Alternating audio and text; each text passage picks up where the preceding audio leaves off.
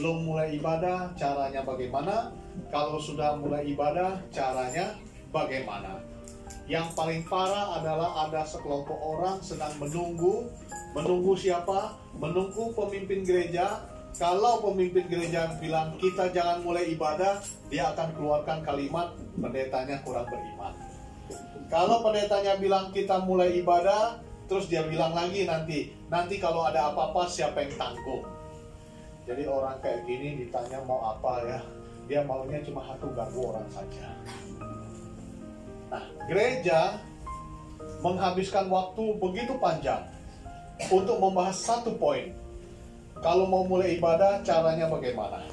Kursinya berapa meter, jaraknya, lalu kemudian ada gereja yang sudah mulai bikin wastafel di depan pintu masuk gerejanya ya. Kalau tidak ada wastafel, dibikinlah pakai tong besar, lalu kemudian cuci dan sebagainya begitu. Tapi waktu makan-makan semua buka masker dulu lagi begitu. Jadi semua urusan rumit dilakukan untuk tante corona. Tuhan Yesus di surga jadi sedih. Kenapa? Karena untuk menyambut dia, gereja lakukan persiapan yang begitu maksimal. Sementara untuk menyambut diriku, engkau tidak melakukan apa-apa. Gereja keterlaluan. Keterlaluan dalam arti apa? Menyambut tante corona sampai caranya begitu.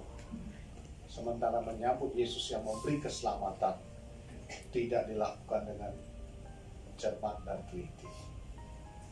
Hari ini saya kembali mengajak saudara untuk melihat kitab Wahyu. Beberapa minggu yang lalu saya sudah berkhotbah tentang Wahyu pasal berapa?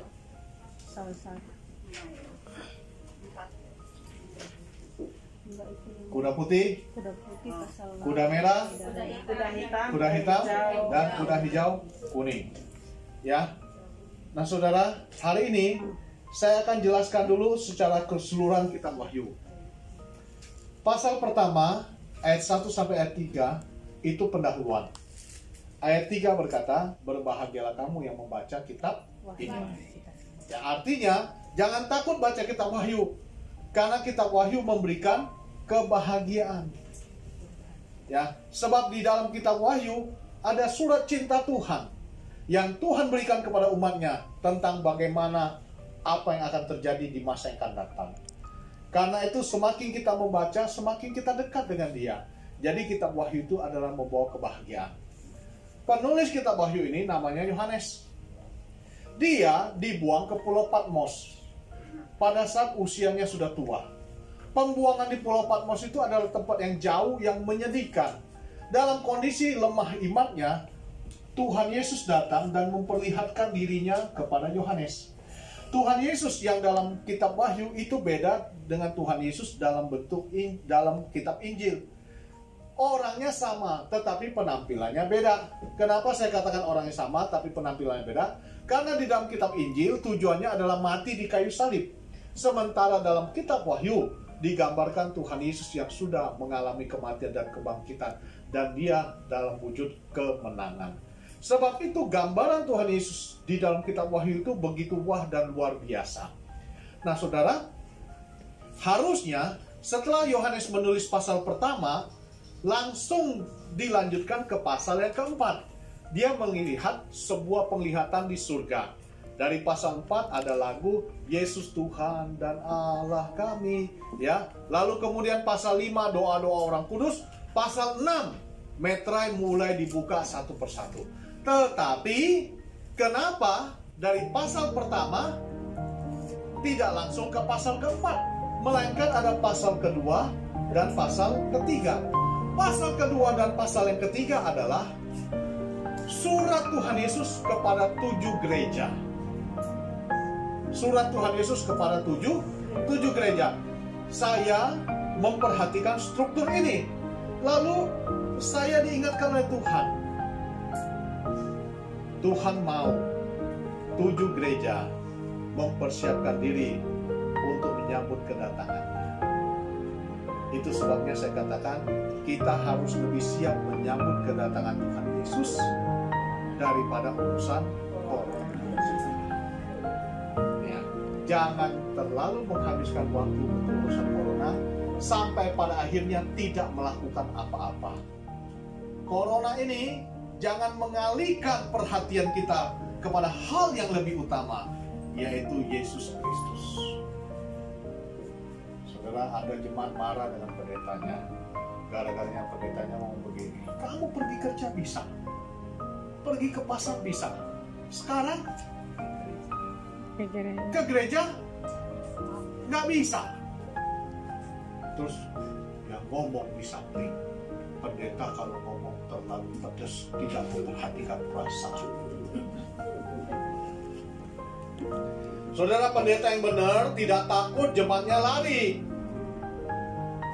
Karena gereja kita bukan gereja ABC, attending, building, and cash flow. Gereja kita adalah gereja DEF, discipleship, evangelism, and fellowship. Yang namanya pemuritan harus ngomong yang jelas, betul kan? Yang namanya guru, salah ya salah, betul ya? Betul begitu. Saya waktu kecil disabetin sama ibu saya. Kenapa? Gara-gara jarak kursi saya itu terlalu dekat. Syukur saya ikuti sampai sekarang, mata saya masih bagus. Sudah umur 50, nggak pakai kacamata, nggak perlu. Ya, ini karena disiplin tadi begitu. Ya, itu guru. Nah, gembala kita guru, salah ya salah. Hari ini saya mengajak kalian untuk mempersiapkan diri, karena ini benar kata firman Tuhan. Sebelum Wahyu pasal 4 diperlihatkan, pasal 5, pasal 6 dan sebagainya, Tuhan sudah apa? Tuliskan kepada 7 jemaat. Kenapa harus dituliskan kepada 7 jemaat? Karena Tuhan mau supaya 7 jemaat ini siap menyambut kedatangan Tuhan yang kedua kali. Adalah jauh lebih penting kita mempersiapkan diri sebaik-baiknya untuk menyambut kedatangan Tuhan yang kedua kali, daripada menghabiskan waktu energi untuk bicara terlalu dalam soal namanya corona ini. Corona ini telah bikin orang bingung. Kalau kalian baca di surat kabar ya, dulu orang menuduh ini datang dari Cina. Ternyata di Brasil sudah ada virus sebelum dari Cina. Di Eropa, di Barcelona sudah ada virus sebelum datang dari Cina. Sekarang corona bukan saja menjadi penyakit, menjadi bisnis. Menjadi bisnis. Yang paling menyedihkan lagi, di satu negara kita sedih, harga $70 untuk tes rapidnya menjadi harga ratusan ribu. Dolar kemarin rapid test bayar berapa dolar? Dolar sudah telat di toilet lagi.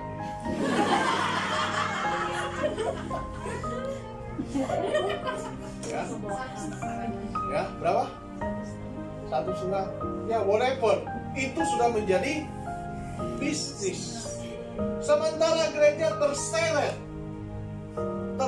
saudara, sampai tidak ada kegiatan sama sekali. Saudara, ini menyedihkan.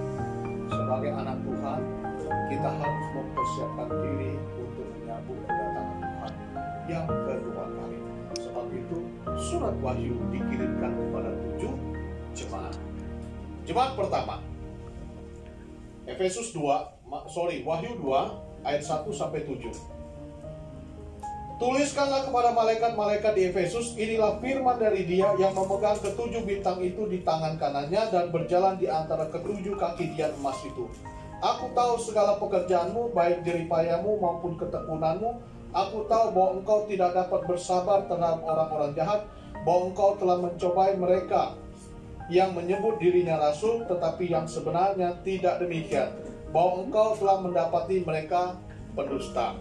Dan engkau tetap sabar dan menderita oleh karena namaku, dan engkau tidak mengenal lelah. Namun demikian aku mencela engkau, karena engkau telah meninggalkan kasihmu yang semula. Sebab itu ingatlah betapa dalamnya engkau telah jatuh. Bertobatlah dan lakukanlah lagi apa yang semula engkau lakukan. Jika tidak demikian, aku akan datang kepadamu dan aku akan mengambil kaki dianmu dari tempatnya jikalau engkau tidak bertobat. Tetapi ini yang ada padamu, yaitu engkau membenci segala perbuatan pengikut-pengikut Nikolaus yang juga kubenci.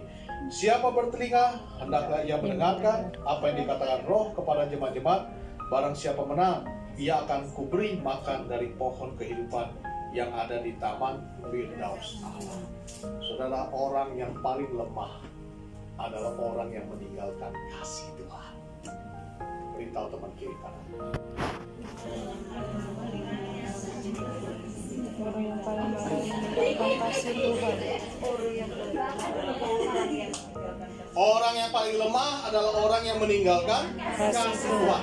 Orang yang meninggalkan kasih Tuhan tidak sanggup menghadapi ujian hidup, tidak siap menyambut kedatangan Tuhan yang kedua kali. Itu sebabnya firman Tuhan sebelum disampaikan soal kedatangan Tuhan yang kedua kali, Tuhan mengingatkan kepada jemaat. Dan jemaat yang pertama yang diingatkan adalah jemaat Efesus. Saudaraku yang dikasihi Tuhan, jemaat di Efesus diperingatkan dengan nada yang sangat keras. Efesus, latar belakang Efesus. Kita membaca di kitab Kisah Para Rasul 19 ayat 6-12. Di situ ada 3 garis besar tentang jemaat di Efesus. Yang pertama, jemaat ini dirintis oleh Rasul Paulus. Rasul Paulus rela untuk tidak pergi ke Korintus, melainkan untuk tetap tinggal di Efesus karena di situ banyak pekerjaan. Berarti Rasul Paulus ini menginvestasikan waktu dan tenaganya untuk Efesus. Rasul Paulus ini menaruh hati kepada jemaat di Efesus karena Rasul Paulus melihat di Efesus banyak pekerjaan Tuhan. Sekarang hari ini kita yang ada di tempat ini karena investasi banyak orang. Ya, jangan merasa bangga saya bisa datang ke gereja, melainkan kita harus bersyukur bahwa Allah begitu memperhatikan kita. Ya, SP menginvestasikan waktu, tenaga, dan uangnya. Ya, teman-teman kita menginvestasi waktu dan tenaganya untuk melayani kita semua.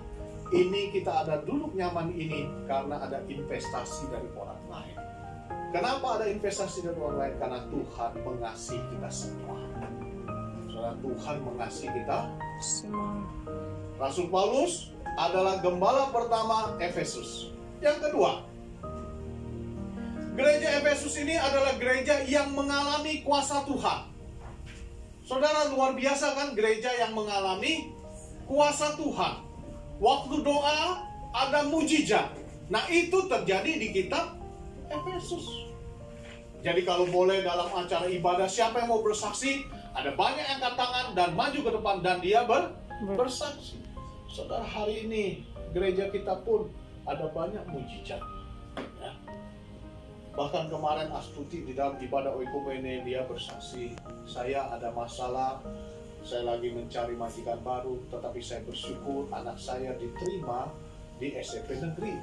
Ya, anaknya bisa masuk ke SMP yang dimau. Itu mujizat, saudara. Itu mujizat. Pagi-pagi anak saya bangun lalu berkata, papa, nilai saya 3,5. Kita tidak mencari nilai, tetapi tanpa nilai tinggi beasiswa tidak turun, saudara. Begitu datang 3,5 berarti beasiswa turun lagi. Yang kemarin sudah dikasih tidak harus dibalikin, masuk lagi. Itu mujizat, saudara. Dan kalian mengalami banyak mujizat dari Tuhan. Itu yang tadi saya katakan. Justina badannya sudah mulai bertambah beratnya setelah berjuang sakit dan sebagainya. Justina pun mengalami mujizat dari Tuhan. Soal kita mengalami mujizat dari Tuhan. Yang ketiga, saudara, apa yang kita dapat dari kitab ini?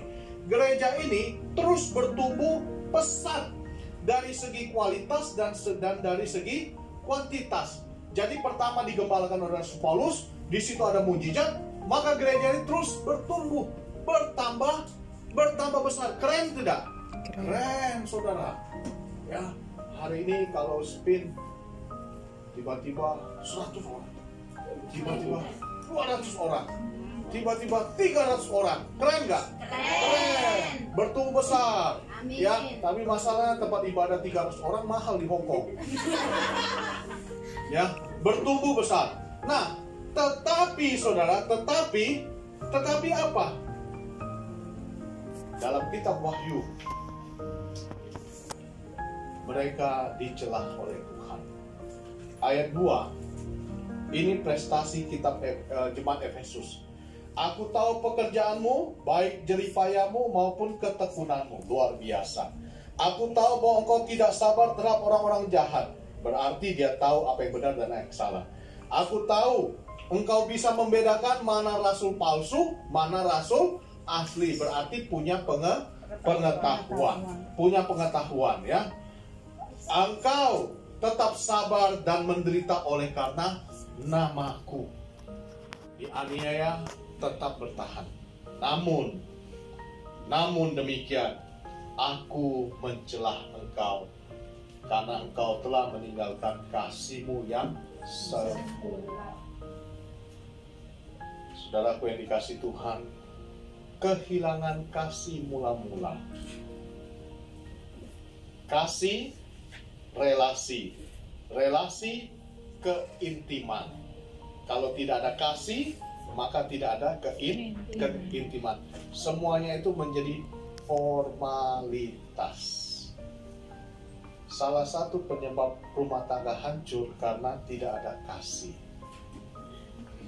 Mereka yang pernah menikah atau pacaran tahu seperti apa pasangan